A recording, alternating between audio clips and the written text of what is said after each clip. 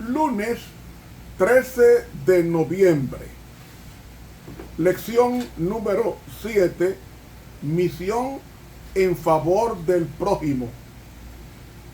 Para memorizar. Respondió él: amarás al Señor tu Dios con todo tu corazón, con toda tu alma, con toda tu fuerza y con todo tu entendimiento, y a tu prójimo como a ti mismo. Lucas 10:27. Cuán bueno eres, oh Dios Todopoderoso, porque estando perdidos nos hallaste en el risco, allá a punto de caer del precipicio, y tú nos tomaste con tus brazos de amor y nos cuidaste de las ergástulas del enemigo, librándonos para que seamos libres en ti. Danos, oh Dios, el privilegio de valorar y de justipreciar lo que tú hiciste por nosotros en el Calvario. Amén.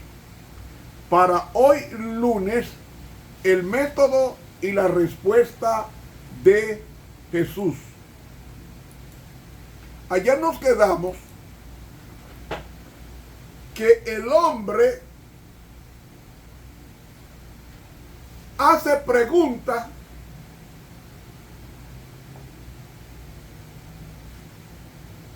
increíbles. Yo puedo ser Dios.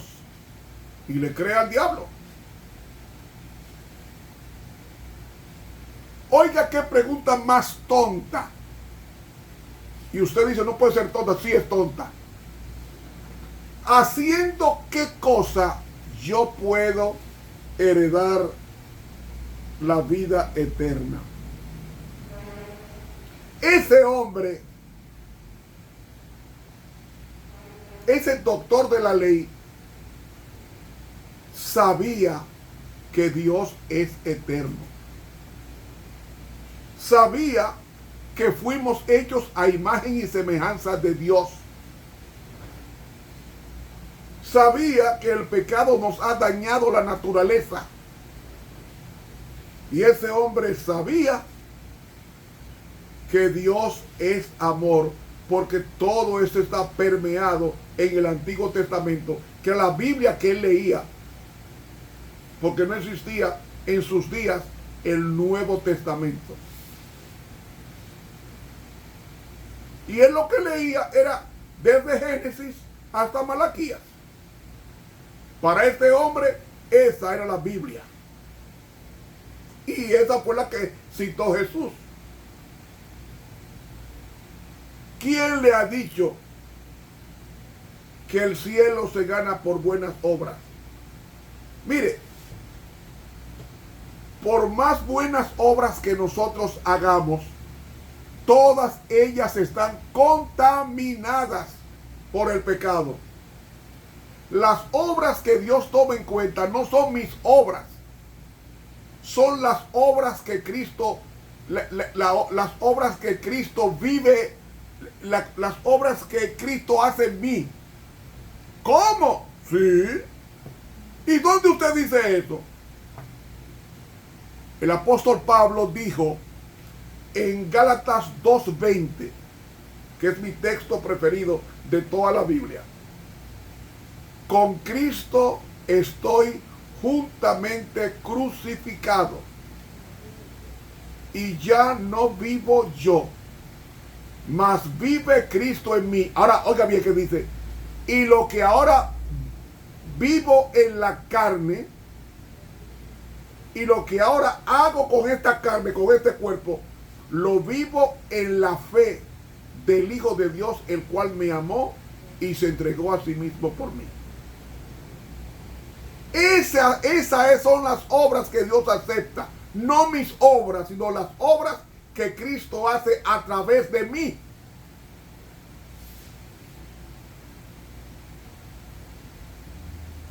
Por eso es que el cielo no se gana por mis obras. El cielo se gana por las obras de Cristo operando en mí. ¿Y cuáles son esas obras? Amor, Gálatas 5, 22 y 23. Amor, gozo, paz, bondad, benignidad, fe, mansedumbre, temperancia. Esas son las cosas del Espíritu Santo. Cuando yo le permito a Él obrar en mí, esos frutos ya no son mis frutos, son los frutos de Él que está viviendo en mí, como Pablo dijo en Gálatas 2:20. Con Cristo estoy juntamente crucificado y ya no vivo yo. ¿Quién es que está viviendo en mí? Mas vive Cristo en mí. ¿Y qué más dice? Y lo que ahora vivo en la carne, o sea, en este cuerpo, lo vivo en la fe del Hijo de Dios. ¿Qué significa en la fe de Dios? En mi relación con Él produzco esos frutos, pero no míos, los frutos de Él en mi vida, el cual me amó y se entregó a sí mismo por mí. Por eso, las obras de bondad solamente tienen valor ante Dios cuando es el producto de mi relación con Dios y no de mi esfuerzo humano para ser bueno. ¿Ustedes me están siguiendo?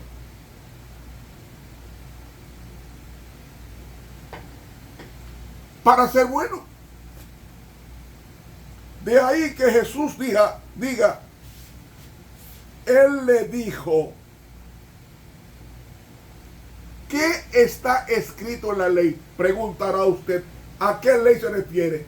Los judíos, especialmente los doctores de la ley, llamaban al Pentateuco, es decir, a los primeros 5 libros de la Biblia, llamados Génesis, Éxodo, Levítico, Números y Deuteronomio. Esos 5 se le llamaba Pentateuco.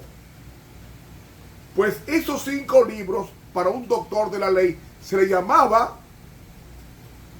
el libro de la ley. Es decir, Génesis, Éxodo, Levítico, Números y Deuteronomio. Eran los 5 libros que escribió Moisés. Aunque Moisés escribió 6 libros. ¿Cómo? Sí, Moisés escribió 6 libros. Aparte del Pentateuco, escribió el libro de Job y escribió el Salmo 90. Es decir, cuando el joven, o mejor dicho, el doctor de la ley le pregunta a Jesús, que este no es el joven rico, este es otra persona, le pregunta, ¿qué debo yo hacer para conseguir la vida eterna? ¿Cómo le contestó Jesús? ¿Qué está escrito en la ley? Es decir, ¿qué está escrito en la Biblia? ¿Cómo tú lees?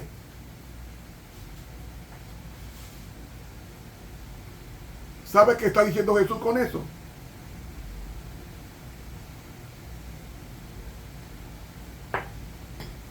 La Biblia es el libro que te dice cómo conseguir la vida eterna. La Biblia te dice cómo conseguir la vida eterna. Cuando Jesús le preguntó, porque lo que le digo que a Dios le gusta preguntar, cuando hizo la pregunta a aquel doctor de la ley, ¿cómo le contestó Jesús? Con 2 preguntas, porque Dios siempre pregunta.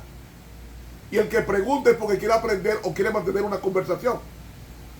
Jesús hizo 2 preguntas. ¿Qué está escrito en la ley? O sea, ¿qué dice la Biblia? Y la segunda pregunta es, ¿cómo lees? Este es el verbo anakinosco. O sea, ¿tú estás entendiendo bien lo que estás leyendo? ¿Estás entendiendo bien? Entonces, ¿qué hace el doctor de la ley? Le contesta a Jesús de que él sí sabía cómo conseguir la vida eterna. No es haciendo obra de caridad, no. Él sí sabía Porque Jesús le preguntó, ¿qué dice tu Biblia? Versículo 27. Y él respondiendo dijo, amarás al Señor tu Dios de todo tu corazón, de toda tu alma y de todas tus fuerzas y de todo tu entendimiento, y a tu prójimo como a ti mismo. Él le citó a Jesús 2 libros de la ley. Le citó a Deuteronomio 6:5, que comprende amarás al Señor tu Dios con todo tu corazón, y el segundo, a tu prójimo como a ti mismo, que es de Levítico 19:18. Entonces, ¿sabía o no sabía? Él sabía. Él sabía cómo conseguir la vida eterna, pero se estaba haciendo el tonto. Se estaba haciendo el tonto. ¿Por qué? Porque la Biblia dice, y él mismo lo sabía, que amar a Dios con todo tu corazón, al amar a Dios de todo tu corazón, tú vas a amar a lo que tú ves, es decir, a tu prójimo. Y tú vas a amar a tu prójimo como a ti mismo. Como tú no quieres que a tu mujer te la quiten, no te la va a quitar al otro. Como tú quieres que no te engañen, tú no vas a engañar a otro. Y así sucesivamente. Amar a Dios es eso. Amar a Dios es obedecer la palabra. Y la palabra de Dios dice, ama a tu prójimo como a ti mismo. Ahora una pregunta. ¿Qué era el prójimo para ese doctor de la ley? Para el doctor de la ley, el prójimo era otro judío. Otro judío. Para él, el gentil, es decir, el pagano, no era prójimo, era hijo del diablo, era un perro. Palabras textuales de los judíos. Una persona que no era judía era un perro. Era un ser inmundo.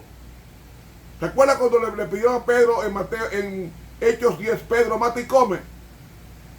¿Qué dijo Pedro? Yo no he comido nada inmundo. Se estaba refiriendo tanto a la comida, pero también entendió que los judíos llamaban a los no judíos perros, inmundos.